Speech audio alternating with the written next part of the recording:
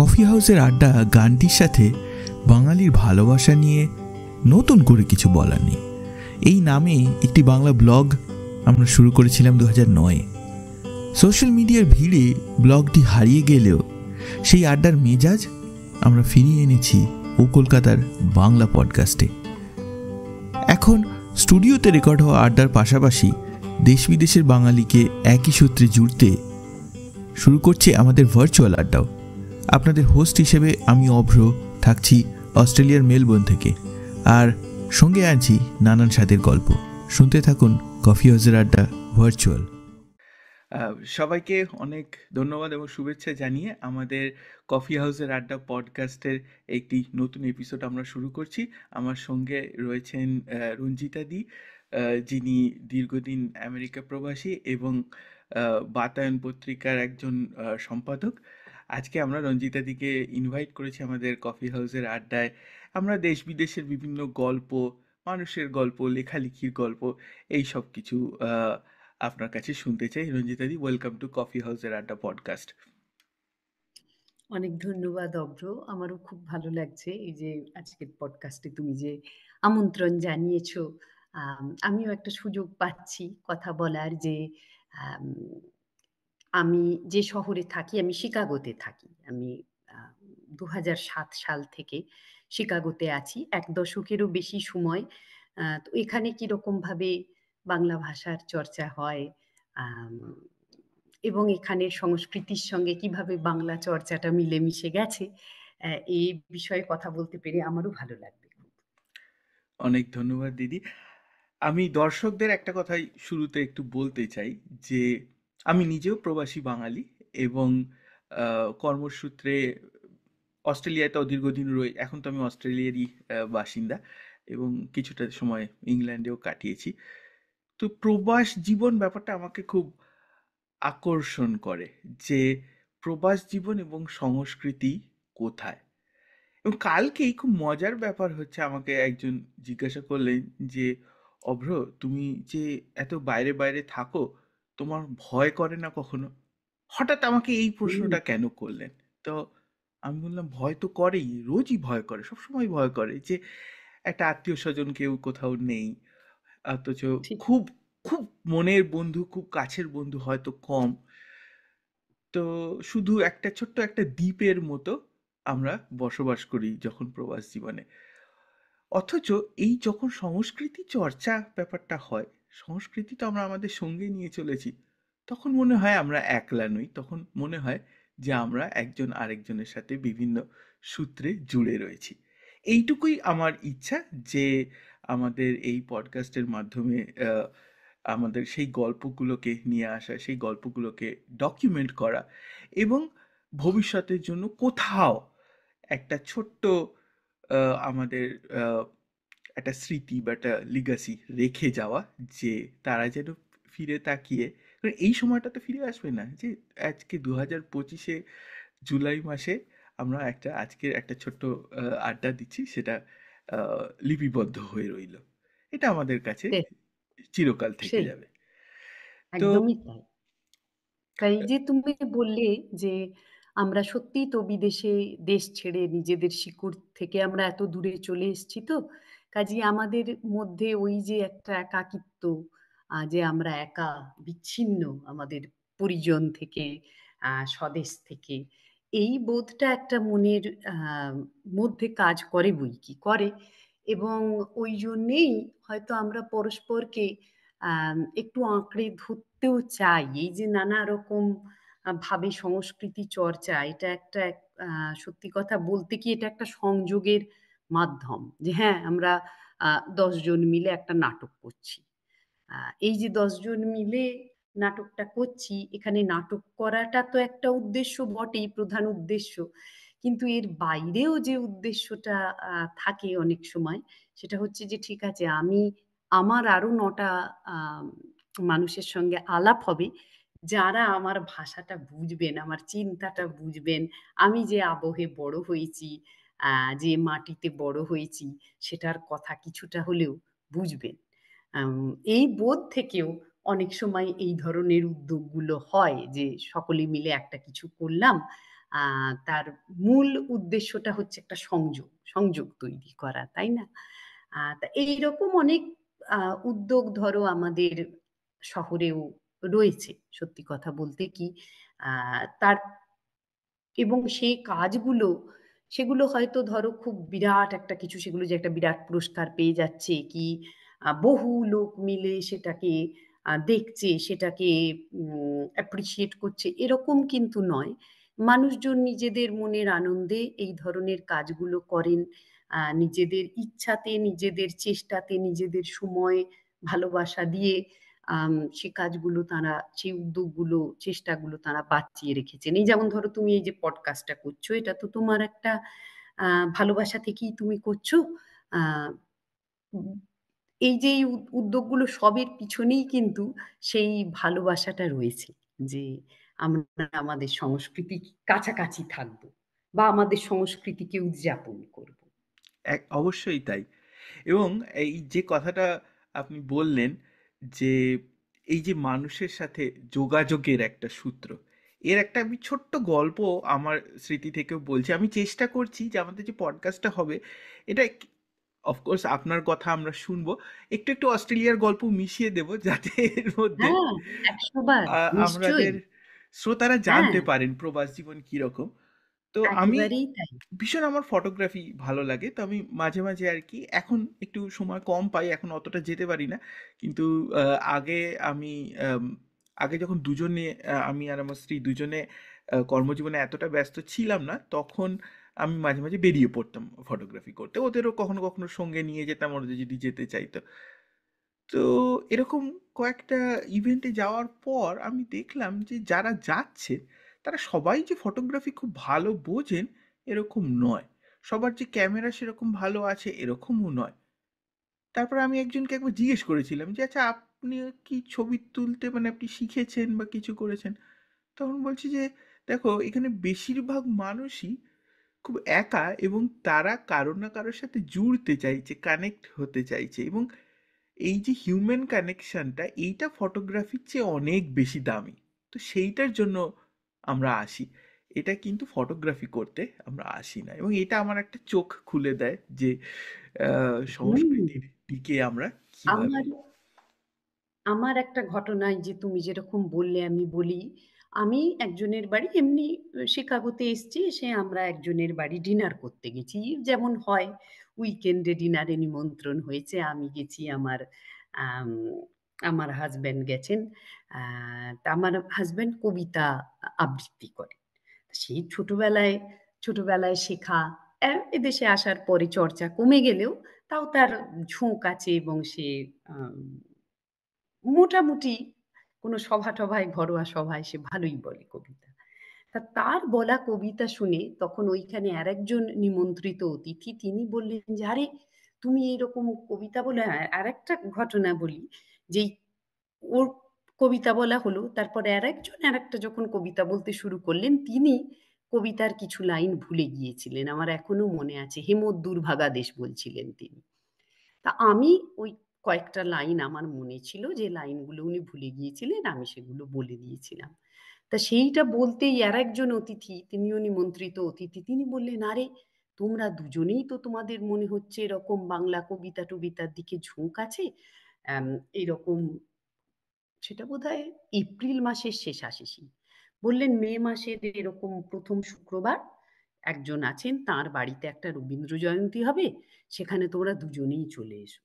তা আমরা তো খুব অবাক, যে চিনি না শুনি না, হঠাৎ করে তাঁর বাড়ি চলে যাব রবীন্দ্র জয়ন্তীতে। তিনি বললেন যে, "না, না, এটা কোনো ব্যাপারই নয়। এরকম অনেকেই আসে, ওখানে নতুন লোকজন। এটা একটা এখানের স্থানীয় সাহিত্য গোষ্ঠী, উন্মেষ, শিকাগোতে আ রয়েছে বেশ কবছর। তা এবার একেকজনের বাড়ি প্রত্যেক মাসের ১ম শুক্রবার ঘুরে, ঘুরে এর অধিবেশন বসে। তা যেহেতু মে মাস, সেহেতু এবারের অধিবেশনটা রবীন্দ্রনাথকে ঘিরে। তা তোমরা চলে এসো।" তা আমরা গেলাম, আমাদের বাড়ির থেকে প্রায় ঘন্টাখানেক দূরে ফ্লসমোর বলে একটা জায়গায়। সেখানে বেল বাজালাম। বেল বাজাতেই মহিলা বাড়ির যিনি কর্ত্রী, তিনি খুব হাসি মুখে দরজা খুলে দিলেন। দেখলাম চমৎকার লাল পাড় সাদা শাড়ি-টাড়ি পরেছেন, মাথায় বড় টিপ। দেখেই তো আমার খুব ভাল লাগলো। মাথায় লাল বড় টিপ। তা আমি যেতেই বললাম যে, "দিদি আমি তো কাউকে চিনি না এখানে, আমি এই ১ম আসছি।" তা তিনি বললেন, "তাতে কি হয়েছে? আমরা সকলেই তো একটা সময় এসছিলাম যখন আমরা কাউকে চিনতাম না।" হুম? তো সেই যে আমার আলাপ হলো ওই আ ওই সাহিত্য বাসরে রবীন্দ্র জয়ন্তীর উদযাপনে। আমি আজ অব্দি ওই উন্মেষ সাহিত্য গোষ্ঠীর অধিবেশনে প্রায় প্রত্যেকটা অধিবেশনে যাই এবং ওখানে যে মানুষগুলো আছেন তারা এখন বলতে পারো আমাদের জীবনের ভালো মন্দ সবকিছুর সঙ্গে জড়িয়ে গেছেন একভাবে। হুম।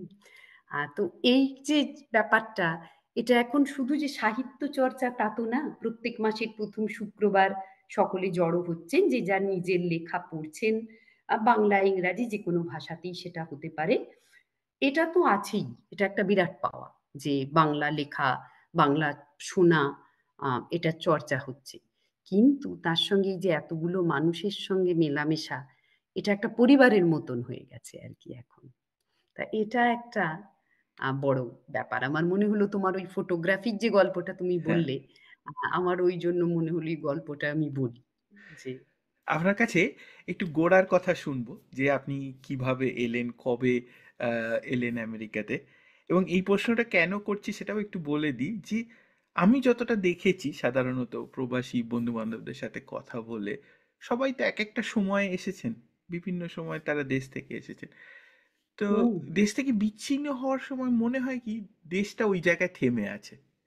আমরা একটা স্ন্যাপশট তৈরি করে নিই বা একটা ছবি তুলে নিই সেই মুহূর্তটাকে নিয়ে আমরা বিদেশে চলে আসি আমাদের মনের মধ্যে আমাদের বিদেশে জীবন এগোচ্ছে পরিণত হচ্ছে বিভিন্ন কাজকর্ম বাড়ছে ব্যস্ততা বাড়ছে দেশের ছবিটা ওই রকমই থেকে যায় তা আপনার কাছে আমি একটু জানতে চাই যে আপনি কবে প্রথম প্রবাসে এলেন এবং আপনার দেশের স্মৃতিটা কীরকম আপনি কি মানে অবশ্যই আমরা যখন ছুটিতে যাচ্ছি বেড়াতে যাচ্ছি বা অন্যান্য কিছু করছি কিন্তু ছবিটা আমার মনে হয় ওটা একটা মানে টাইম ক্যাপসুল যেরকম বলা হয় না যে ওটা একটা টাইম ক্যাপসুল হয়ে গেল আমাদের সঙ্গে ওইটা নিয়ে চলে এসেছি এই ব্যাপারটা মানে আপনি কবে এলেন এবং আপনি আপনার আহ, জন্মভূমি তাকে আজকে কিভাবে দেখেন এটা নিয়ে যদি একটু কিছু বলেন আমি ২০০১ সালে এসছি এদেশে। আম হ্যাঁ, আমার খুবই মনে পড়ে আমি যখন কলেজে পড়ি ২০০১ এর থেকে, সেটা খুব বেশি আগে নয়। আম সেই সময়ে আমরা সুমন চট্টোপাধ্যায়ের গান হচ্ছে 'গিরিশ মঞ্চে', হ্যাঁ? সেইগুলো আমার খুব ভালো স্মৃতি আছে। তারপরে ধরো ইডেন গার্ডেনে খেলা, হুম? এই সমস্ত যে আ স্মৃতিগুলো, কলকাতা বুক ফেয়ার খুব মনে পড়ে, কলকাতা বুক ফেয়ারের কথা। আম এই ব্যাপারগুলো আ মনে পড়ে খুবই। এই স্মৃতিগুলো আমার মনে আম আঁকা হয়ে রয়েছে।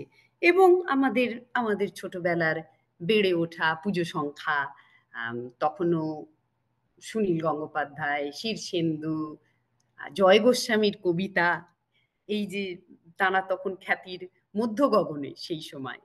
সমরেশ বসু দেখি নাই ফিরে লিখছেন। এ ওই যে ওই স্মৃতিগুলো আমার মনে। তখনও তোমার এই ডিজিটাল যে ব্যাপার, ডিজিটাল দুনিয়া তখনও তো ঠিক এইভাবে প্রভাব বিস্তার করেনি। কাজেই আমিও যখন দেশ ছেড়েছি তখন আমারও স্মৃতিতে সেই বই পড়া, গান শোনা, নাটক দেখতে যাওয়া, সিনেমা হলে গিয়ে সিনেমা দেখা, এগুলোর স্মৃতি রয়েছে। হুম? আর এখন দেশে ফিরে গেলে হ্যাঁ, কিছু জিনিস তো এক এক এক রয়েছে। তবে অনেক জিনিস সত্যি আম পরিবর্তন হয়েছে। যেমন ধরো এই যে অ্যাপগুলো, মুহূর্তের মধ্যে Blinkit ২ মিনিটে তোমার হলুদ গুঁড়ো চলে আসছে। আম ০.৫ ঘন্টার মধ্যে খাবার চলে আসছে। এগুলো খুব অভিনব ব্যাপার আমার কাছে। এগুলোর সঙ্গে আমি যখন দেশ ছেড়েছি এগুলোর কোনটাই ছিল না। হুম? আরেকটা আমার খুব অবাক লাগে। এটা আমার ধারণা যে অনেকের কাছেই তুমি শুনেছ, যেটা যে এই যে ধরো পরের প্রজন্ম বলতে আমি বলছি যে ২০, ২১, ২২ বছরের ছেলেমেয়েরা অনেকের মুখেই শুনি যে তারা বলে যে, "আমি বাংলা পড়তে পারি না। বাংলা অক্ষর বুঝতে পারি না।" আ এটা এবং এই বলাটার মধ্যে কোথাও যেন তারা একটু শ্লাঘাও বোধ করে কখনো, কখনো। এইটা আমার খুব খারাপ লাগে। এটা আমাকে সত্যি খুব পীড়া দেয়। আমি নিজে বাংলা সাহিত্য পড়তে খুব ভালোবাসি। হয়তো সে কারণেও হতে পারে। আম এটার ভালো বা মন্দ সেই বিচারের মধ্যে আমি যাচ্ছি না। তবে এটা সত্যিই আমাকে খুব পীড়া দেয়। প্রচুর মল হয়েছে এখন, আগে যেটা ছিল না। আমিও যখন দেশ ছেড়েছি তখন এত মলের রমরমা ছিল না। আমরা এমনি দোকান বাজারে দোকান করতে যেতাম। গড়িয়াহাটে গেলাম, শাড়ির দোকান, জামাকাপড়ের দোকান। আপনি এই যে বাংলা বলতে পারি না বা বাংলা পড়তে পারি না এই ব্যাপারটা যেটা বলছেন, এটা নিয়ে একটুখানি কথা বলি। তো হুম, আমি দুটো, এটাকে আমি একটু ভাঙছি। ঠিক আছে, একটা হুম, হচ্ছে যে এখানে আমি যেটা দেখি যে ছোটদের ক্ষেত্রে যেটা হয় যে ওরা বলতে পারে, বুঝতে পারে, কিন্তু পড়তে অসুবিধা হয়, তো তাদের বিষয়টাকে আমি একটু সরিয়ে রাখছি। ঠিক আছে, আমি এইটা বলার চেষ্টা করি যে যাদের কাছে বাংলা পড়ার সুযোগ ছিল বা তারা স্কুলে কোনো না কোনো সময় পড়েছে, ঠিক আছে, তারা অনেক সময় বলে যে আমি তো সব সময় ইংরাজিতে কথা বলি, আমাদের কর্মজীবনে সব কিছু ইংরাজি, আমি বাংলা বলতে পারি না। এই জায়গাটাতে আমার আপত্তিটা আরেকটু বেশি মনে হয়। কারণ হচ্ছে যে আমার মনে হয় আপনি যে ভাষাই শিখুন, আপনার যদি এক্সপ্রেশন, অনুভূতি, এই জায়গাটায় যদি আপনি অনেস্ট থাকতে পারেন, আপনি যে কোনো ভাষাতেই কিন্তু নিজের মনের কথা বলতে পারেন। সেখানে বাংলাকে ঠেলে রাখা, একটা অবজ্ঞার চোখে দেখা, এটা আমার মনে হয় কোনো না কোনোভাবে নিজেদেরই সীমাবদ্ধতা, নিজেদেরই কোনো হ্যাঁ। একটা দুর্বলতা, মানসিক দুর্বলতা, সেইটাকে হয়তো একটা ঢেকে রাখার প্রচেষ্টা করা হয়। যেটা খুব অদ্ভুত এবং কলকাতায় এই যে আমি যে ধরো প্রজন্মের যাদের কথা বললাম, এই যে ২০, ২২, ২৩, ২৪ বছর বয়সী যেসব মানুষ ছেলে মেয়ে রয়েছে, তারা কলকাতায় থেকে বাংলা তারা পড়তে পারে না, বাংলা অক্ষর জ্ঞান নেই, এটা সত্যি আমাকে খুব পীড়া দেয়। যে এটার আমি কোনো কারণ, কোনো ব্যাখ্যা আমি খুঁজে পাই না, মানে যুক্তিগ্রাহ্য কোনো কারণ।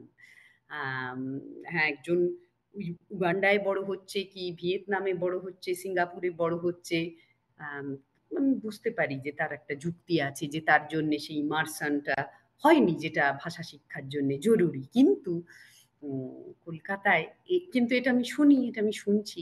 আ আমার নিজের আত্মীয়স্বজন আছে, তাদের কাছেও শুনছি। হ্যাঁ, আমি একটা এখানে আমার নিজের একটা পার্সোনাল প্রজেক্ট আছে, যেটা এখনো এটা বাস্তবায়িত হয়নি, এটা প্রজেক্ট হিসাবেই আছে, সেটা একটু বলি।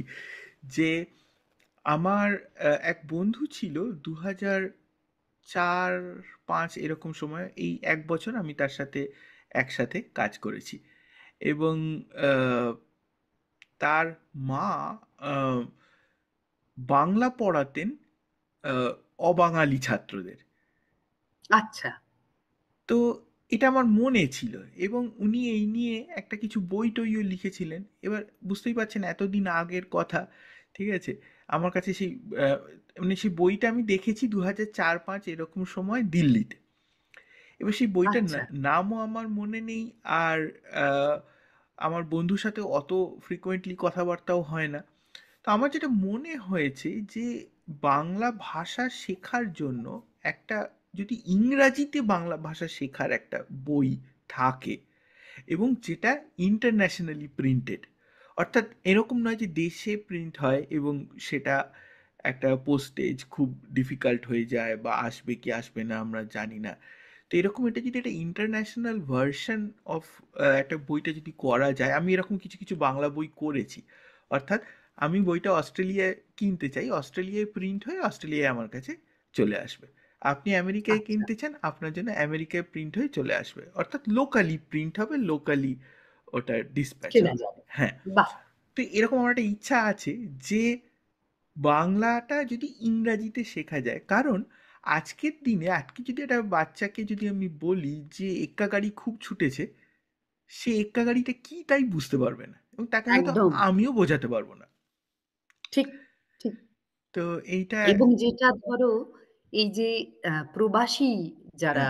২য় প্রজন্ম, যে আমাদের সন্তান-সন্ততি তুমি একটু আগে যে লিগ্যাসির কথাটা উল্লেখ করছিলে, এটা আমরা ভাবি যে সত্যিই আমাদের এই যে ভাষা তুমি নিজেও আছো। আম আমাদের উত্তরাধিকার কিভাবে আমাদের সন্তান-সন্ততির কাছে পৌঁছবে এবং ভাষার উত্তরাধিকারটা তো একটা খুব উল্লেখযোগ্য উত্তরাধিকার। তো আমি আমাদের শিকাগোতে একটি বাংলা স্কুল আছে। সেখানে বাংলা চর্চা হয়। আম ভালো ভালোভাবে বাংলা পড়ানো হয়। আ নানা রকম তার স্তর আছে। তারা সরস্বতী পুজোয় এবং দুর্গা পুজোয় চমৎকার সংলাপ-টংলাপ বলে লীলা মজুমদারের নাটক অভিনীত হয়। লীলা মজুমদারের লেখা। গান করে সুন্দর, কবিতা বলে দেখা যায় যে আ বেশ কয়েক বছর পরে যখন তারা বড় হচ্ছে, যখন তারা স্কুল কলেজে যাচ্ছে, তখন কিন্তু তাদের এই বাংলাটা, এই যে বলা, এই যে চর্চার মধ্যে থাকা, এটা অনেকটাই হারিয়ে যাচ্ছে। হুম? কাজেই চেষ্টা হচ্ছে, চেষ্টা খুবই চলেছে। কিন্তু এই যে তুমি বললে এই ধরনের বই থাকলে হয়তো এটা আরো বেশি মানুষের কাছে পৌঁছবে। ধরো যাদের কাছে এরকম যেসব শহরে এরকম মানে অনেক বাঙালি নেই, যেখানে বাংলা স্কুল এরকম রমরমিয়ে বাংলা স্কুলের আ যাওয়ার সুযোগ নেই। সেইসব শহরের মানুষজনের কাছে এই ধরনের বই খুবই উম আ মানে খুবই আমার মনে হয় যে খুবই কার্যকরী হবে ভাষাটা শেখার জন্যে। এটা আমার মানে ভীষণই ইচ্ছা আছে এখন। এ এই কাজটা করতে মানে ১ম কথা হচ্ছে যে আমি নিজে যথেষ্ট কোয়ালিফাইড নই। আমি তো সাহিত্যের ছাত্রও নই। আমি খুঁজছি এটা যদি কেউ লিখতে পারেন আমাদের লেখক বৃত্তে। এটা আমাদের পডকাস্ট হচ্ছে, অনেকেই দেখবেন। তো সেই হিসেবে আমি এটা হুম, এখানে হুম। বলে রাখলাম। কেউ যদি এই বিষয়ে আগ্রহী হন, তারা আমার সাথে বা কলকাতার সাথে যোগাযোগ করতে পারেন। তখন আমরা ব্যাপারটা নিয়ে পরিকল্পনা করব। কারণ এটা অনেক দিনের আমার একটা ইচ্ছা। সুপ্ত ইচ্ছা যাকে বলে, সেটা রয়ে গেছে। All the best, all the best. আচ্ছা, আমরা এইখানে এই যে প্রবাস জীবনে এখানে আমরা একটা আহ, ভাষার কথা বললাম। এখানে আমি একটুখানি নিজের পরিচিতি বা স্বীকৃতির জায়গাটাতেও একটু আসি।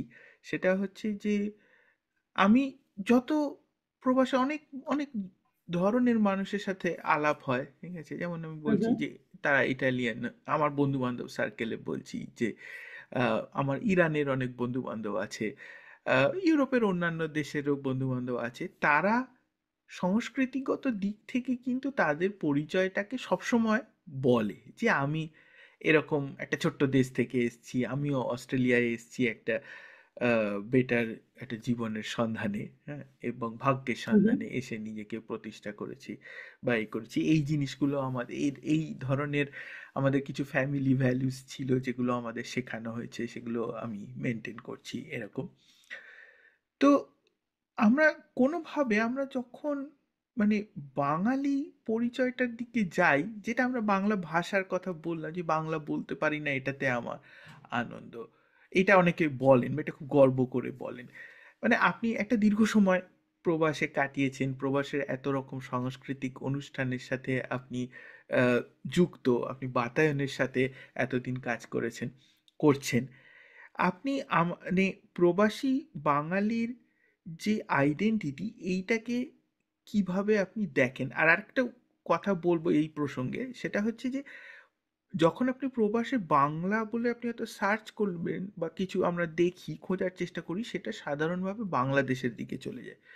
এবং তাতে আমার কোনো আপত্তি নেই, কিন্তু আমার মনে হয় আজকের যুগে দাঁড়িয়ে ভারতীয় বাঙালিদের সংস্কৃতি এবং বাংলাদেশের সংস্কৃতিটার মধ্যে একটা বড় রকমের ফারাক আছে বা একটা দূরত্ব আছে। তো আমরা যেটা, যারা হয়তো পশ্চিম বাংলার বাঙালি, আমাদের যে ঐতিহ্য বা আমাদের যে পরিচয়ের জায়গাটা, সেটা সম্পর্কে আপনি কি ভাবেন? আমি খুব কৌতূহলী। আমি এই প্রশ্নটা সবাইকেই করি যে আপনি কি নিজেকে আহ, বাঙালি অস্ট্রেলিয়ান ভাববেন? আপনি কি আপনি নিজেকে ইন্ডিয়ান অস্ট্রেলিয়ান ভাববেন? বাঙালি পরিচয়টা পুরোপুরি মুছে দেবেন, নাকি পরবর্তীকালে শুধু অস্ট্রেলিয়ানই বলবেন? এটা আমি লোকজনকে জিজ্ঞাসা করি, ঠিক আছে? তো এটা হুম। আপনার কাছে আমি জানতে চাই যে আপনি এই আত্মপরিচয়ের জায়গাটাকে কিভাবে দেখেন বা চিন্তা করেন? দেখো, আমি আমার ব্যক্তিগতভাবে বলতে পারি, আমি একেবারে মনে প্রাণে বাঙালি। আমি কিন্তু বেশ আমার আম আমি কাজ করি। আমি একটা স্কুলে পড়াই। আমার বহু আমেরিকান কলিগ আছেন। তাদের সঙ্গে আমি বেশ ঘনিষ্ঠভাবে মিশি। আমার সঙ্গে নিয়মিত তাদের নানা বিষয়ে আলাপ আলোচনা হয়। তারা আমার ঘনিষ্ঠ বন্ধু। কিন্তু আ এসব সত্ত্বেও আমার মনে আমি কিন্তু মনে প্রাণে বাঙালি। আমার বাড়িতে আমি বাংলা বলি। আমরা বাড়িতে বাঙালি খাওয়া-দাওয়া খাই। আম ওই যে বললাম যে আমি নিয়মিত শাড়ি কিনি, শাড়ি পরি।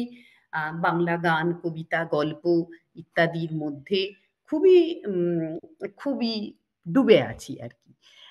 তা এটা আমার ব্যক্তিগত কথা আমি বললাম।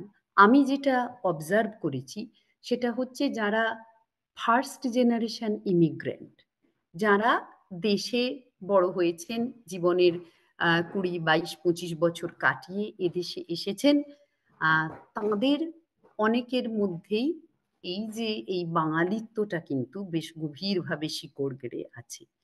আম আমাদের পরবর্তী প্রজন্ম, আমাদের সন্তান-সন্ততি যারা এদেশে জন্মেছে, যারা এদেশে বড় হয়েছে, এদেশে তারা গোড়া থেকেই যারা চোখ খুলেইছে এদেশে, তারা হয়তো নিজেদের আ বাঙালি আমেরিকান ভাবতে পারে, বা শুধু আমেরিকানও ভাবতে পারে।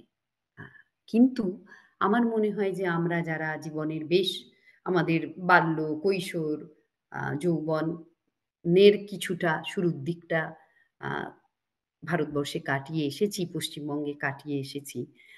আমাদের পক্ষে তো সেই আইডেন্টিটিটা মুছে ফেলা মানে আমাদের নিজেদেরই একটা পার্ট মুছে ফেলা। মানে then we will be incomplete.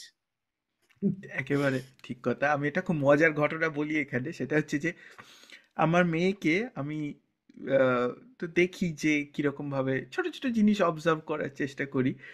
যে আমরা যখন দেশে যাচ্ছি তখন ওর মধ্যে একটা অন্য আলাদা ধরনের ফুর্তি বা আনন্দের একটা সূত্রপাত হয়। ভাই-বোনেদের সাথে হৈ হট্টগোল করবে, দুষ্টুমি করবে। তাই তো, তাই তো। হুম। আবার যখন ফিরে আসছে তখন মাঝপথে বলবে যে এখন কি আমি অস্ট্রেলিয়াতে নিয়ে সুইচ হয়ে যেতে পারি?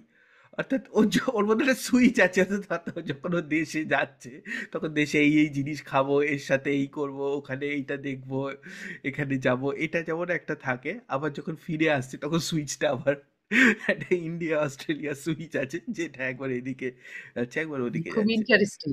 খুব মজার। আমি যেমন আমার মেয়ের ক্ষেত্রে দেখেছি, ও বাংলা কিন্তু সমস্ত বুঝতে পারে। খুব পরিষ্কার বুঝতে পারে, বলতে পারে না। আমার মা এটা লক্ষ্য করে বললেন যে, "তুমি কি লক্ষ্য করেছো যে তুমি ওকে বাংলায় বলো, ও কিন্তু সমস্ত কথার ইংরাজিতে উত্তর দেয়।" আম এই এই এই আরকি যে মোড সুইচিং। কাজেই কোথাও বাংলাটা আছে তো। আমি যদি তাকে জিজ্ঞাসা করি যে, "বাবু কি খাবি?" ও হয়তো বলল যে, "I want to eat rice and ডাল" কি হোয়াটএভার যা চায়। বোঝে কিন্তু সমস্ত কথা। এরকম আমি অনেককেই দেখেছি যে, আমার পাড়ায় পড়শির ছেলে, আমরা সবাই খুব গল্প করছি। তার মা তাকে বলেছে যে, "ছোটটা ভালো, বড়টা সামনে শান্ত কিন্তু আসলেও মিচকে।"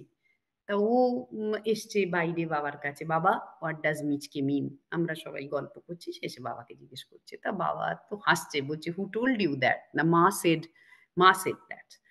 তা তখন বাবা বলছেন যে, এরকম মিচকে মানে হচ্ছে someone who seems nice from outside but who is mischievous. সে কিন্তু তক্ষুনি "I thought so" বলে আবার ভিতরে ঢুকে গেল। হ্যাঁ? হ্যাঁ, তো এটা আমার খুব উম সেই একেবারে আরকি। এটা একটা এই ভীষণ। জিনিসটা ভেতরে তো থাকে। হুম, আচ্ছা, আপনি যেহেতু শিক্ষিকা এবং হুম, এতদিন মানে আপনার আ যে মা হিসাবে অভিজ্ঞতা, আপনি যেটা দুটো মিলিয়ে মিশিয়েই আমাকে এটা হুম, উত্তরটা দিতে পারেন। ঠিক আছে?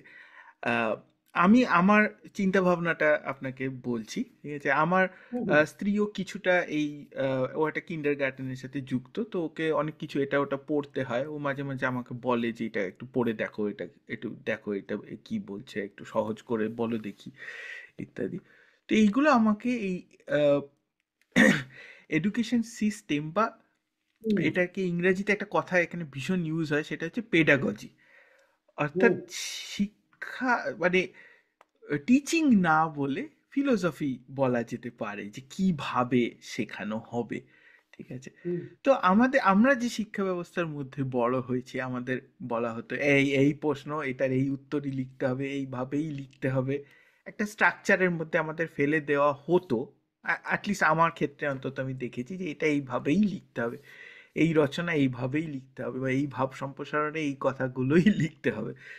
কিন্তু যখন আমি অস্ট্রেলিয়ায় এলাম, এবার আমার মেয়ের পড়াশুনো আমি যতটা ওকে সাহায্য করেছি, বা আমার স্ত্রীর কাজে আমি যতটুকু ওর কাছ থেকে জেনেছি বা পড়েছি, সেটা হচ্ছে দেখি যে একটা ইন্ডিপেন্ডেন্ট থিঙ্কিংকে একটা বড় জায়গা দেওয়া হয়। অর্থাৎ তুমি প্রথমে লিখতে চাও, আমার মেয়ের ক্ষেত্রে যেটা হলো, আমাদের স্কুলে বলতে যে ও পেন্সিলটা তুলছে কিনা দেখুন, পেন্সিলটা তুলে আঁকিবুকি কাটছে কিনা দেখুন প্রথম ধাপে। তারপরে বললো যে ও কিছু লিখছে কিনা দেখুন, সেটা ঠিক ভুল দেখতে যাবেন না, লিখছে কিনা। এবং লিখতে লিখতে লিখতে লিখতে এক সময় বললো যে আচ্ছা ঠিক আছে, এবার গ্রামারটা তুমি ঠিক করে নাও, এবার তুমি তোমার স্টাইলের ওপর কাজ করো। তো এইটা আমার যেটা মনে হয়েছে, যে ওয়েস্টার্ন এডুকেশনের মধ্যে এই যে ইন্ডিপেন্ডেন্স বা এই যে স্কিলের দিকে যে দৃষ্টিটা দেওয়া হয়, আমাদের দেশের শিক্ষা ব্যবস্থায় কি হয়, একটা জোর করে চাপিয়ে দেওয়ার কারণে হয়তো সেই স্কিলটা বা সেই ইন্ডিপেন্ডেন্সটা তৈরি হয় না। এটা আমার অবজারভেশন, আমি বললাম। এটা হতে পারে যে এটা শুধুমাত্র আমি যে সিচুয়েশনের মধ্যে দিয়ে গেছি তাতে আমার এরকম মনে হয়েছে, এটা হয়তো সবার, মানে এটা জেনারেলাইজ করা হয়তো ঠিক হবে না। কিন্তু আপনি তো একটা মানে হুম, একটা পেশাগত দিক থেকেও এর সাথে যুক্ত, হুম, এবং হুম, হুম। বাবা মা হিসেবে আপনারাও এই জিনিসটা নিশ্চয়ই কোনো না কোনোভাবে ফেস করেছেন, এবং আপনার বড় হয়ে ওঠা দেশে।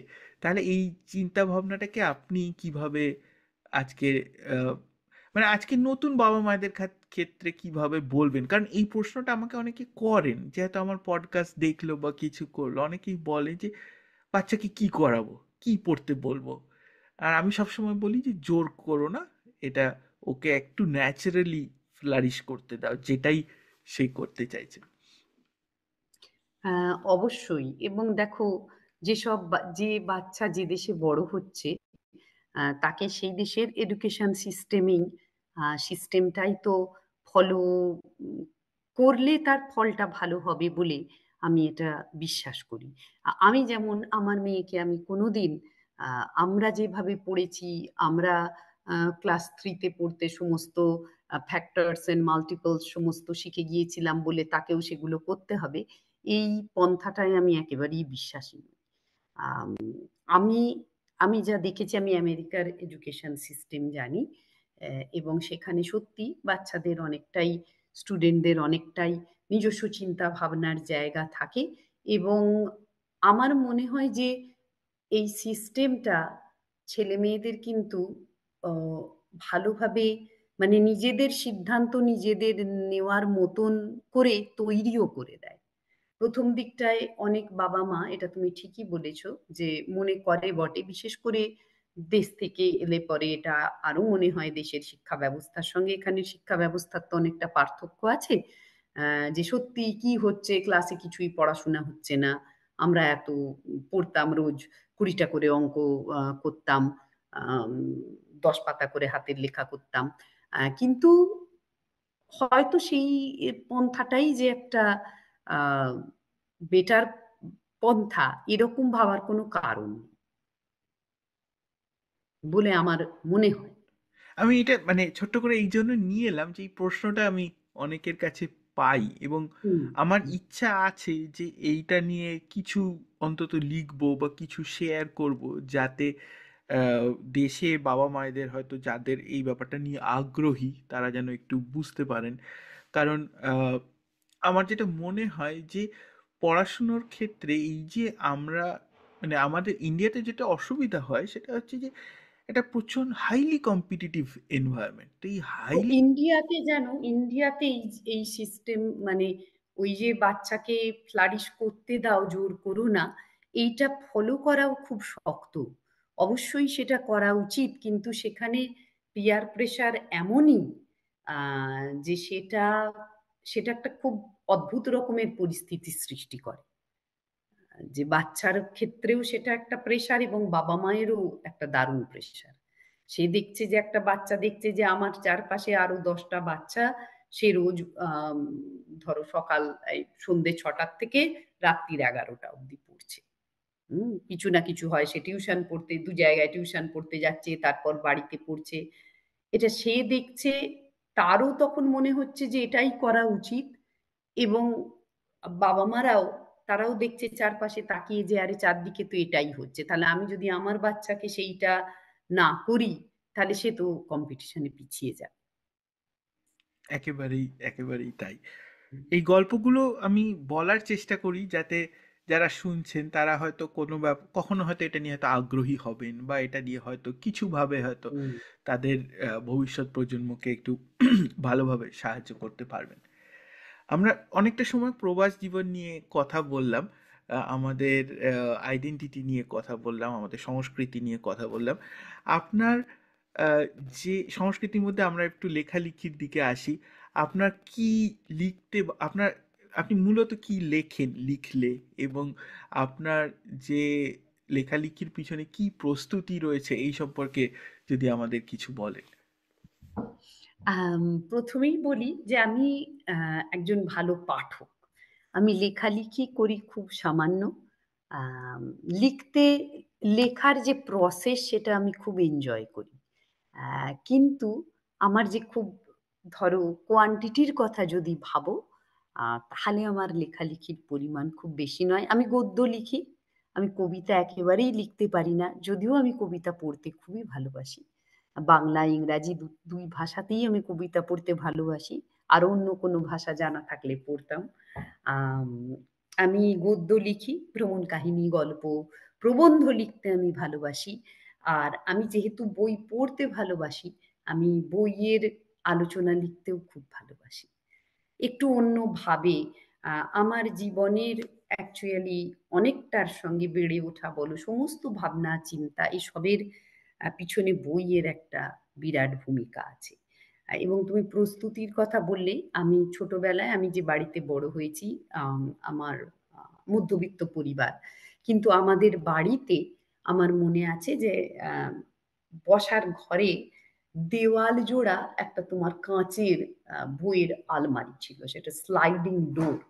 তা সেটা ওই সময়ে ওই পরিবেশে খুব আশ্চর্য ছিল যে বাড়ি ভর্তি অত বই। আমার পাড়া-পড়শিরা এসে দেখে একটু অবাক হতেন যে, "এই কি হঠাৎ এরকম বাড়িতে?" মানে বাড়ির সঙ্গে ওই বইয়ের আলমারিটা একটু বেমানান ছিল। বাড়ির আয়তন, পরিসর ইত্যাদির সঙ্গে। আম তা সেই বই পড়া আমার খুব ছোট্টবেলার থেকে অভ্যেস। আরেকটা হচ্ছে আমার মা একটি স্কুলের বাংলার শিক্ষিকা ছিলেন। মা হাই স্কুলে পড়াতেন এবং মাকে ডিসেম্বর মাসে, তখন ডিসেম্বর মাসে অ্যানুয়াল পরীক্ষা হতো দেশে। তোমার মনে আছে কি জানি না।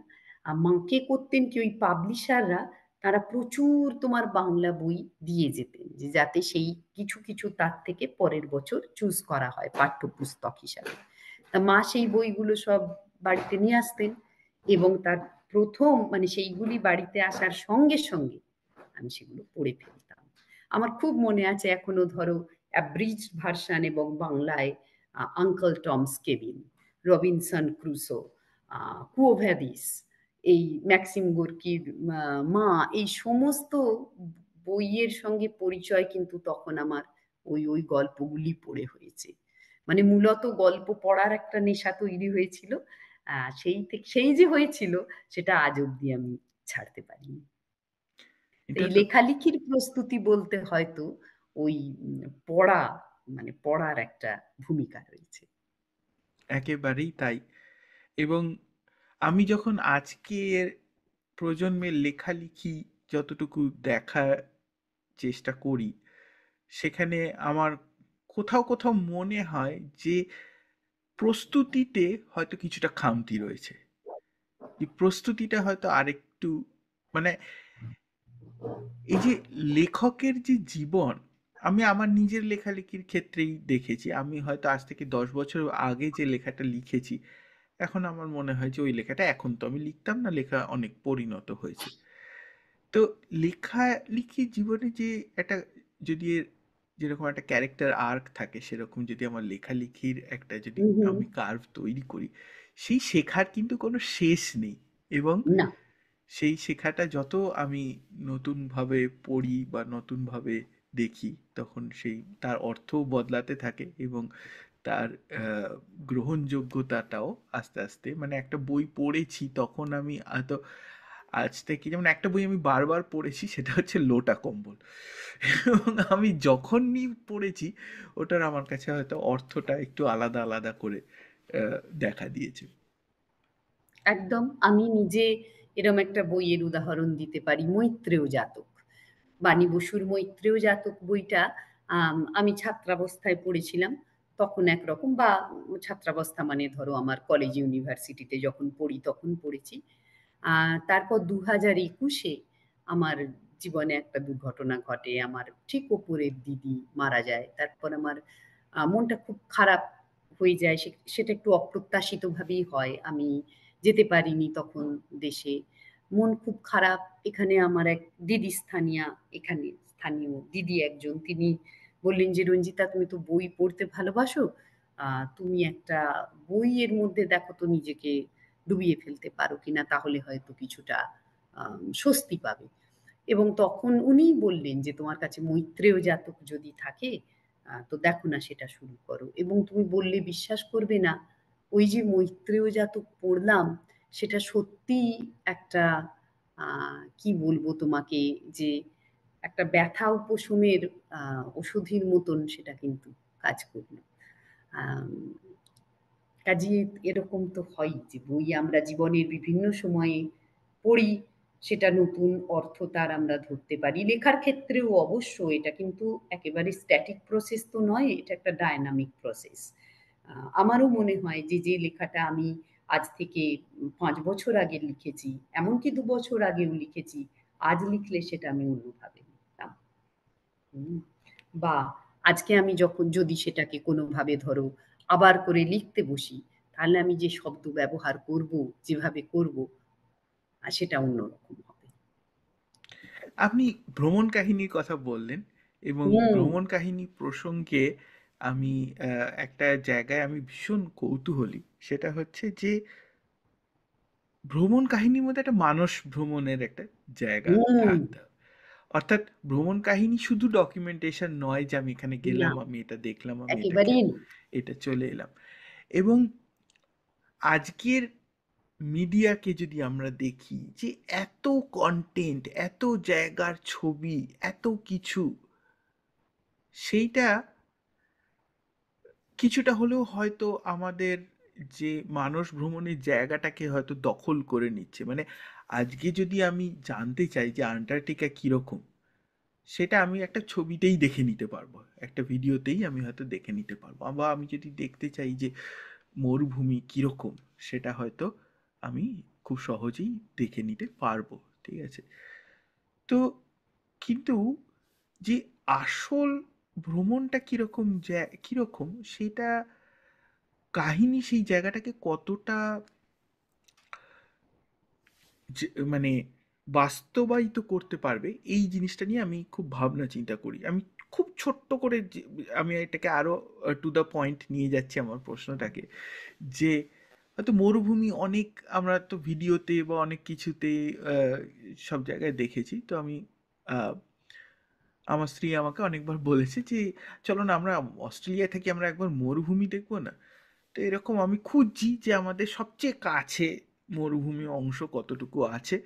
তো আমি একবার একটা জায়গা পেলাম যে আমি ৩-৩.৫ ঘন্টা ড্রাইভ করে আমি সেই অংশটাতে পৌঁছতে পারবো, এবং মোটামুটি ২-৩ কিলোমিটার হাঁটলে আমি মরুভূমি দেখতে পাবো। এবং সেই মরুভূমিতে আমি যখন পৌঁছলাম, সেখানকার যে হাঁটা পথ এবং তার মধ্যে যা যা প্রতিকূলতা আমি পেলাম, তখন আমার মনে হলো যে এইটা যদি আমাকে ভ্রমণ কাহিনীতে লিখতে হয়, মানে আমাকে অনেক উচ্চ পর্যায়ের লেখক হতে হবে, তা না হলে আমি এর যে রুদ্র রূপ, এটাকে আমি নিয়ে আসতে পারবো না লেখার মধ্যে। আমার মধ্যে সেই ক্ষমতা নেই, আমি এটাকে হয়তো লিখতে, হয়তো কোনোদিন হবে তখন লিখলাম, কিন্তু এখন নেই। আপনার কাছে, আপনার যেহেতু ভ্রমণ কাহিনী ভালো লাগে, তাই আপনার কাছে জানতে চাইবো যে আপনার পছন্দের একটা যদি কোনো ভ্রমণ কাহিনীর কথা আমাদের বলেন, বা আপনি লিখেছেন এরকম আপনার খুব প্রিয় একটা জায়গা যার ভ্রমণ কাহিনী আপনি লিখেছেন, সেই অভিজ্ঞতাটুকু যদি আমাদের সাথে শেয়ার করেন। আমি জানি এই পডকাস্টে হয়তো তার সঙ্গে সুবিচার করা হবে না, কিন্তু একটু যদি শেয়ার করেন। আমার পড়া ভ্রমণ কাহিনী বলতে আম অবশ্যই আমি বলব 'মধু বৃন্দাবনে' শঙ্কু মহারাজের লেখা খুবই ভালো। আম ইংরাজি ভ্রমণ কাহিনীর মধ্যে আমার পিকো আয়ারের লেখা 'lady and the monk: 4 seasons in Kyoto' আম খুবই ভালো লেগেছে। একেবারে অন্য রকমের ভ্রমণ কাহিনী মানে তো শুধু সেই জায়গাটা নয়, যিনি ভ্রমণ করছেন আ তাঁর যে ভাবনা, তার যে অভিজ্ঞতা, তার জায়গাটার সঙ্গে যে রিঅ্যাকশন, এটাও তো ফুটে ওঠে। আ তা সেটা একটা পড়ার আমার খুব আগ্রহ থাকে এবং যদি সেটা দক্ষতার সঙ্গে লেখা হয়। আ আমার নিজের লেখা ভ্রমণ কাহিনী বলতে, সত্যি কথা বলতে কি আমি উম এই মুহূর্তে একটা ভ্রমণ কাহিনী আ লিখছি। আমি গত বছর তিব্বত গিয়েছিলাম। তিব্বত গিয়েছিলাম আম চীন হয়ে। হংকং, চেংদু, তিব্বত। আর সেটা এবং তিব্বতে শুধু যাইনি, আমি এবং আমার হাসব্যান্ড আমরা ৩ দিন কৈলাস কোরা ট্রেক যেটা, সেটা করেছিলাম। আ তার একটা আমার খুব অনবদ্য অভিজ্ঞতা হয়েছে সেই সময়ে। কৈলাস মানস সরোবর। তা সেইটা এখন সেটা সম্পর্কে লিখছি আরকি। সেটা সম্পর্কে একটু বলুন আমাদের, যে অভিজ্ঞতার জায়গাটা। আম অভিজ্ঞতাটা খুব মৌলিক অভিজ্ঞতা জানো। ১ম কথা তো তিব্বত জায়গাটাই খুব অন্য রকমের। আম ১ম যখন লাসায় নামলাম, সেই তখন থেকেই মাথা ধরা শুরু হলো। ১ম কথা উচ্চতা এবং অক্সিজেনের অভাব। তা আমি ঠিক অতটার জন্যে প্রস্তুত ছিলাম না।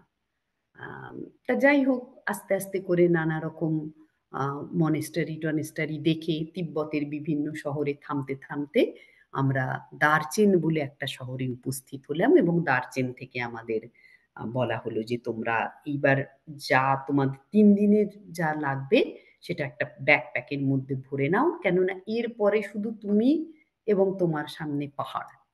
আর কিন্তু কিছু নেই।" এবং আমাদের ট্যুর গাইড একজন ছিলেন। তিব্বতে তোমায় স্বাধীনভাবে ঘোরাফেরার সুযোগ নেই। তোমাকে ট্যুর গাইডের সঙ্গে যেতে হবে। আ তা ট্যুর গাইড আমাদের শুধু বলে দিলেন যে, "তোমরা যখন পাহাড় পরিক্রমা করছো, শুধু মনে রাখবে যে ডান দিক দিয়ে ঘুরতে হবে। ব্যাস। এরপরে অ্যা প্রত্যেকেই যে যার নিজের গতিতে হাঁটছে। যে ডান দিক ধরে চলবে যাবার সময়।" ওইখানে দাঁড়িয়ে একটা কথা যেটা আমার খুব মানে মনে হচ্ছিল যে একটা সময় খুব কষ্ট হচ্ছে, হাঁটতে পারছি না। আম পথ বেশ উঁচু-নিচু, খুবই আ শ্বাসকষ্ট হচ্ছে। পেভড রাস্তা তো নয়, তার সঙ্গে এবড়ো-খেবড়ো রাস্তা। কোনো চিহ্ন নেই, কিচ্ছু নেই। শুধু আমি আর সামনে অনন্ত পাহাড় এবং আমি জানি যে ওখানে আমার কিছু করার নেই। মানে আমাকে নিজের শক্তিতেই এই পথটা চলতে হবে। মানে পথটা যেটা আমি মানে আমাকেই অতিক্রম করতে হবে।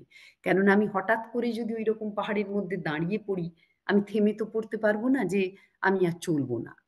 তা এইটা আম আমার খুব একটা অন্যরকম লেগেছে তখন। হুম। আমি অপেক্ষায় থাকবো এটা। আপনি হ্যাঁ, লিখুন, হয়তো মানে কখনো। ভাষায় কতটা প্রকাশ করতে পারলাম জানি না। আ লেখার সময় হয়তো আরেকটু অন্যরকম হবে সেটা বলাটা। আমরা এবার একটু বাতায়নের কথায় আসি। হুম, বাতায়ন পত্রিকার কথা আমাদের যারা বাংলা ওয়েব সাহিত্য পড়েন তারা সকলেই কম বেশি জানেন, এবং আমার হুম। এটা খুব ভালো লাগে যে বাতায়নের সাথে অস্ট্রেলিয়ার একটা যোগাযোগ রয়েছে। একেবারে গভীর নিবিড় যোগাযোগ নিবিড় রয়েছে। যোগাযোগ রয়েছে, এবং এই সপ্তাহেই, আজকে তো বুধবার, বোধহয় সোমবারেই আমাকে অনুশ্রুতি ফোন করেছিলেন। উনি এখন সিডনিতে গেছেন। তো বালার্কোর সাথেও কথা হলো, আমি বললাম যে দেখুন এটা এই যেটা আপনার সাথেও কথা হয়েছে যে আমরা এরকম অডিওর কাজ করছি ইত্যাদি, তো ওরাও খুবই খুশি এবং ওরা বোধহয় নির্বাচন কিছুটা করার চেষ্টা করছেন এবং এটা একটা দারুণ ব্যাপার হবে। আমাদেরও কলকাতার অনেক আহ, বাচিক শিল্পী রয়েছেন এবং প্রথমে আমাদের অসুবিধা হতো যে আমরা বিভিন্ন জায়গায় ছড়িয়ে ছিটিয়ে ছিলাম, তো আমাদের এখন একটা লোকাল টিম করা হয়েছে কোলাঘাটে। তো সেখান থেকে আমাদের অডিও প্রোডাকশনের অনেক কিছু করার সুবিধা হচ্ছে, যেহেতু শিল্পীরা যদি একই জায়গায় থাকেন সেখানে যদি তাদের একটা মোটামুটি কাজের সুবিধার জন্য একটা স্টুডিও থাকে তাহলে কাজগুলো করতে ভালো হয়। ঠিক। তো বাতায়নের সাথে এই যে আমাদের একটা পথ চলার জায়গা সূত্রপাত হলো, আমি এটা নিয়ে খুবই আগ্রহী। তো আপনি একটু আমরাও খুব এক্সাইটেড। যে কিভাবে আপনার বাতায়নের সাথে পথ চলা শুরু হলো এবং সম্পাদক হিসেবে আপনার অভিজ্ঞতার কথা যদি কিছু শেয়ার করেন। এইটা আমার খুব, খুব প্রিয় বিষয় একটা।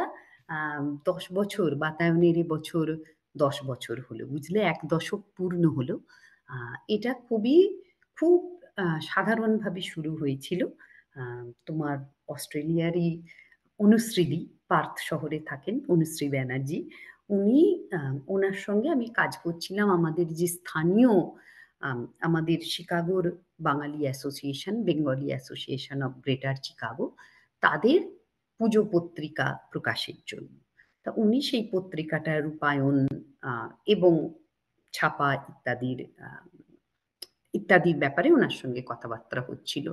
তা এইভাবে উনার সঙ্গে বেশ কবছর আমার যোগাযোগ এইভাবে এই বিএজিসি আমাদের বেঙ্গলি অ্যাসোসিয়েশন অফ গ্রেটার চিকাগোর পত্রিকা ছাপার ব্যাপারে। তা এইরকম কাজ করতে, করতে একদিন উনি বললেন, "রঞ্জিতা, এরকম প্রবাসী বাঙালিরা এত ভালো, ভালো সব লেখা লিখছেন। আমার যেন ইচ্ছে করে যে এ একটা নিজেদের পত্রিকা বের করি। তা কখনো যদি বের করতে পারি তুমি কি তার সম্পাদক হবে?" তা আমিও তখন বললাম, "হ্যাঁ, অসুবিধে নেই।" তো এইভাবেই শুরু হয়েছিল এবং উম এই সেই যে পথ চলা শুরু হয়েছিল, তারপর থেকে সেটা থামেনি। বাতায়নের পত্রিকাটার একটা বিরাট যেটা আমার মনে হয় যে অন্তত আজকের দিনে যেটা খুব ইমপ্রেসিভ ব্যাপার সেটা হচ্ছে অনেক উদ্যোগ শুরু হয়, আবার থেমে যায় কিছুদিন পরে। ১০ বছর ধরে একটা কাজ চালিয়ে যাওয়া তো খুব সোজা ব্যাপার নয় এবং আমরা কিন্তু খুব আ সুচারুভাবে সেই কাজটা চালাতে পারছি। সম্পাদক হিসাবে সম্পাদনার কাজটা আমার খুব ভালো লাগে। জানো এই যে আম কত মানুষ তাদের লেখা প্রকাশিত হয়। তাদের লেখা প্রকাশের যে একটা জায়গা রয়েছে, সেই সুযোগটা যে দিতে পারা যাচ্ছে, আ এটা খুব ভালো লাগে। একটা লেখা বেরোলে ছাপার অক্ষরে বলো বা বৈদ্যুতিন মাধ্যমে বলো, ওয়েবসাইটেই বলো, একজন যখন দেখেন তার সৃষ্টি সেটা সুন্দরভাবে সাজিয়ে গুছিয়ে পরিবেশন করা হচ্ছে, তুলে ধরা হচ্ছে, আরো ৫ জন মানুষের কাছে ছড়িয়ে দেওয়া হচ্ছে, তাদেরও তো আনন্দ হয়। এখন সেই আনন্দটার অংশীদার হতে পেরে খুবই ভালো লাগে। আমার কিন্তু নিজের লেখা থেকে এই যে ৫ জনের লেখা একত্র করে প্রকাশ করা এবং তাদেরকে উৎসাহ দেওয়া। অনেক সময় অনেকে হয়তো শুনলাম যে এরম একটা ধরো কোথাও গেছেন খুব বা খুব ইউনিক একটা এক্সপেরিয়েন্স হয়েছে। আমি হয়তো বললাম যে, "আচ্ছা এটা নিয়ে লেখো না তুমি।" "লিখবো, আমি তো কোনোদিন লিখিনি।" "আচ্ছা চেষ্টা করো না।" আর তারা লিখলেন এবং লিখে বললেন যে, "রঞ্জিতা তুমি বলেছিলে তাই ওটা লিখলাম।" আ এটা খুবই ভালো লাগে। এটা একটা ভালো লাগার জায়গা যে আবারও দেখো প্রবাসে এই যে চর্চা, আ ভাষা সাহিত্যের চর্চা, এটার একটা যে আম এটার যে একটা এই উদ্যোগটার যে একটা শামিল হতে পারছি, আ এটা ভেবে খুবই ভালো লাগে। অবশ্যই। এবং আমার যেটা মনে হয় যে বাঙালি হিসেবে বইয়ের সাথে বোধহয় একটা কোনো আত্মিক যোগাযোগ আছে, অর্থাৎ বাংলায় বোধহয় লেখা হয়নি এমন বিষয় নেই। হু, হু। মানে আমরা বাংলা সংস্কৃতি সম্পর্কেও যেভাবে জানি, আমরা হয়তো আমেরিকা নিয়ে তো এত কিছু লেখা হয়েছে, আমরা খুব ব্যতিক্রমধর্মী যদি কোনো জায়গা বা কোনো ইতিহাস বা কোনো বিষয় আমরা হয়তো খুঁজি, দেখবো যে সেটার উপর কোনো না কোনো বাংলা বই হয়তো আছেই, কেউ না কেউ হয়তো সেটা নিয়ে লিখেছেন। এবং আমি এই যে বাংলা পডকাস্টটা শুরু করলাম, তাতে আহ, একটা বই দিয়ে আমায় এই একটা বই বিষয়ক আলোচনা দিয়ে আমি এই সিরিজটা শুরু করেছি। এটা আমার মনে হচ্ছে এটা 5 নম্বর এপিসোড, যে এপিসোডগুলো আমি হোস্ট করেছি। তো লেখক লিখেছেন যে গঙ্গা নদীর যাত্রাপথের ইতিহাস, একটা 300 বছরের সময়কে উনি ধরেছেন। এবং বইটা আমি, যখন আমি সোশ্যাল মিডিয়ায় বইটা সম্পর্কে জানতে পারি, আমি খুব কৌতূহলী হই, কারণ আমার বেড়ে ওঠা এরকম একটা ছোট্ট শহরে। তো সেটা নিয়ে একজন কিভাবে রিসার্চ করলেন, কিভাবে লিখলেন, এবং ওনাকে আমি যখন নিশ- বললাম যে আপনি আমার একটা পডকাস্ট করতে চাই, আপনি আসবেন, উনি সাথে সাথে রাজি হয়ে গেলেন এবং একটা আলোচনা বাহ! হলো। সেটা আমার খুব আর কি ভালো লাগলো যে আচ্ছা এই জায়গাটা তৈরি হলো। তো আমি এইটা আপনার কাছ থেকে জানতে চাই যে সম্পাদক হিসেবে আপনি মানে বাংলা ভাষার এই বইয়ের জগৎটা, এটা সম্পর্কে কি আহ, পরিকল্পনা করেন বা কি আশা করেন যে কিভাবে এত বই বা এত সমৃদ্ধ একটা সংস্কৃতি আরো মানুষের কাছে পৌঁছতে পারে? সেখানে কি অনুবাদের জায়গা থাকবে, সেখানে কি ডিজিটাল সাহিত্যের জায়গা থাকবে, সেখানে কি অডিও বুকের জায়গাটা বেশি হবে? এইটা সম্পর্কে আপনার কি মনে হয়, বা কি করলে আরো ভালো হতে পারে, কিভাবে আরো আমরা মানুষের কাছে পৌঁছতে পারি, এবং নিজেদের এই যে ইতিহাসটাকে আমরা যেন ধরে রাখতে পারি? নিশ্চয়ই, নিশ্চয়ই। দেখো, বাংলা চর্চা তো অবশ্যই চালিয়ে যেতে হবে। যেভাবেই হোক। সেটা একটা বড় ১ম কথা হচ্ছে সেইটা যে ভাষাটার চর্চা, ভাষা সাহিত্য ওই চর্চাটা চালিয়ে যেতে হবে। বই, বইয়ের ব্যাপারটা যে ঠিক বই হিসাবেই মানে বই কতটা প্রচারিত, মানে বই কতটা মানুষজন, বই কিন্তু অনেকে কেনেন জানো, আমি এটা লক্ষ্য করে দেখেছি। আমাদের এখানে যখন কবি সাহিত্যিকরা আসেন, গতবার আমাদের এখানে এনএবিসি হলো, নর্থ আমেরিকান বেঙ্গলি কনফারেন্স, সেটা একটা বিরাট ব্যাপার, 3 দিন ব্যাপী, 4 দিন ব্যাপী, আম, বাংলা গান, কবিতা, বাংলা গানের সঙ্গে নাচ, আম, গায়ক গায়িকা, অভিনেত্রী উম, এসছিলেন সকলে। তা বই আমি দেখেছি যে যখন ধরো কবি সাহিত্যিকরা আসেন, তারা যখন বলেন, পড়েন, তাদের লেখা থেকে একটু আলোচনা করেন, তারপর তাদের বই কিন্তু সকলে খুব আগ্রহ করে কেনেন এবং পড়েন। আম, আসলে ভৌগোলিক দূরত্বটা তো একটা ব্যাপার। আম, পশ্চিমবঙ্গে কি লেখা হচ্ছে, কি নতুন বই বেরোচ্ছে, অনেক সময় সেটা নিয়মিত মানুষজন জানতে পারেন না।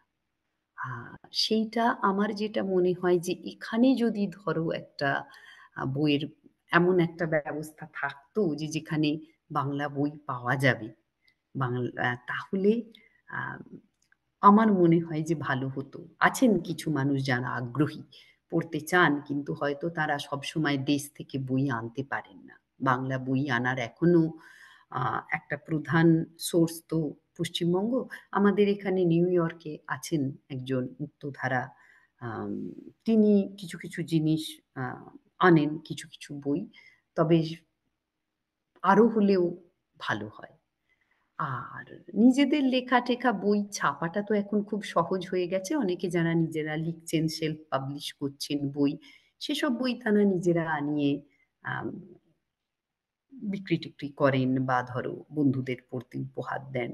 সেভাবেও বইয়ের একটা আদান প্রদান হয়। তবে বই আমি ঠিক জানি না, যেন বইটা অনেকের মুখেই শুনি যে বাড়িতে জায়গা নেই, বই কিনবো, রাখবো কোথায়। সেক্ষেত্রে অডিও বুকস খুব দ্রুত গতিতে জনপ্রিয়তা পাচ্ছে। আমার সেইটাই মনে হলো কিছুদিন আগে যে আহ, এই যে শ্রেয়ার মাধ্যমে আপনার সাথে আলাপ হলো, তখনই আমি এই জিনিসটা পরিকল্পনা করতে শুরু করি যে আচ্ছা বাতায়নের কিছু কাজ যদি আমরা অডিও করতে পারি। এবং আজকের এপিসোডটা নিশ্চয়ই। যারা হুম শুনছেন হুম। তাদের আমি একটা কথাই বলবো, যে আমরা ও কলকাতায় বিভিন্ন স্বাদের অডিও করছি। আমরা এখানে যেমন টেনিদার গল্প করেছি, আমরা এখানে হুমায়ুন আহমেদের লেখার ওপর অডিও করেছি, সেবার আবার ছোটদের বিভাগ করছি, সুকুমার রায়ের লেখা দিয়ে এত কিছু করছি, রবীন্দ্রনাথের অনেক কবিতা কোলাজ করেছি, অনেক কিছু বিভিন্ন রকমের গল্প আমরা নিয়ে আসার চেষ্টা করছি। আজকে রঞ্জিতাদির সাথে পডকাস্টের মাধ্যমে আমরা যে কোলাবোরেশনের একটা সূত্রপাত করলাম, আশা করব যে বাতায়নের যে লেখাগুলো আপনি পড়েছেন সেগুলো যখন শুনতে পাবেন তখন আশা করি যে আরো বেশি মানুষের কাছে এই লেখাগুলো পৌঁছবে। এটাই আমার নিশ্চয়ই। আহ, একমাত্র উদ্দেশ্য। আর রুচিতা দিদি, আপনি আর কিছু বলবেন? আমার মোটামুটি যা প্রশ্ন ছিল মনে হয় আমি সেগুলো করতে পেরেছি। খুব ভালো আমার একটা খুব আড্ডা ভালো হলো। লাগছে জানো তোমার এই যে উদ্যোগ, তুমিও যে চেষ্টা করছো নিজের মতন করে, এটারও তো একটা ভূমিকা আছে। এবং ভবিষ্যতে এই যে তোমার এপিসোড গুলো, এসব যেসব তুমি কাজ করছো, লেখকদের ইন্টারভিউ নিচ্ছ, মানুষজনের কাছে পৌঁছানোর চেষ্টা করছো, আম, এটার তো একটা বিরাট গুরুত্ব আছে। কাজে তোমার এই উদ্যোগ সফল হোক, আরো এগিয়ে চলো তুমি। আম, ভালো থেকো। সকলে যারা শুনছেন সকলে ভালো থাকবেন, আহ, সৃষ্টিতে থাকবেন, চর্চা করুন, অন্যদের চর্চা করতে উৎসাহ দিন, ভাষা সাহিত্য। আহ, এটুকুই অনুরোধ, আর কিছু আমার বলার নেই। অনেক ধন্যবাদ রঞ্জিতা দি। এই বলি শেষ করছি। ধন্যবাদ তোমাকেও অভ্র, অনেক ধন্যবাদ।